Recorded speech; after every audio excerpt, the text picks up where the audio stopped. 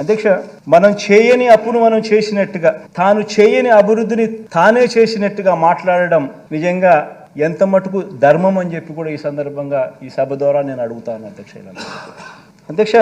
అంతటి ప్రతికూల పరిస్థితుల్లో కూడా అధ్యక్ష ఎంతో చిత్తశుద్ధితో, ఎంతో పట్టుదలతో, ఎంతో నిబద్ధతతో అధ్యక్ష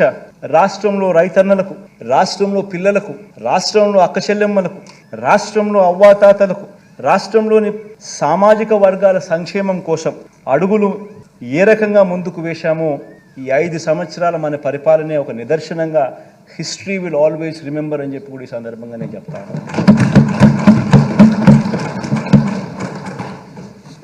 అధ్యక్ష, ఇవన్నీ నిజాలే అయిన అధ్యక్ష, ఇవన్నీ కూడా నిజాలే అయిన అధ్యక్ష, కేంద్ర ప్రభుత్వం నుంచి వస్తాయన్న నిధులు ఆశించినంతగా రాకపోయినా అధ్యక్ష, బాబు చేసిన వల్లమాలిన అప్పులను, ఆ అప్పులకు సంబంధించిన వడ్డీలు అసలు కట్టుకుంటూ కూడా అధ్యక్ష,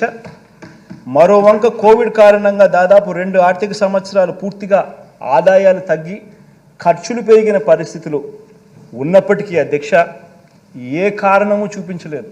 ఇవన్నీ కారణాలు ఉన్నాయి అని చెప్పి ఎగరగొట్టడానికి అన్ని కారణాలు చూపించి ఏది కూడా ఎవరికి కూడా మంచి చేసే విషయంలో ఎక్కడా కూడా ఎగరగొట్టలేదు అధ్యక్ష. ఎన్ని కారణాలున్నా కూడా, ఎన్ని ఇబ్బందులున్నా కూడా, ఎన్ని అవస్థలున్నా కూడా ప్రతి పేదవాడి ముఖంలో చిరునవ్వును చూడాలనే ఈ ప్రభుత్వం అడుగులు ముందుకు వేసింది అని చెప్పి చెప్పడానికి గర్వపడతాను.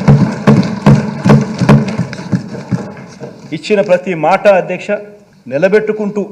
ఏకంగా 99% హామీలను మేనిఫెస్టోలో చెప్పినటువన్నీ కూడా అమలు చేసి ప్రతి మేనిఫెస్టోను కూడా ప్రతి ఇంటికి తీసుకొని పోయి దాన్ని చూపిస్తూ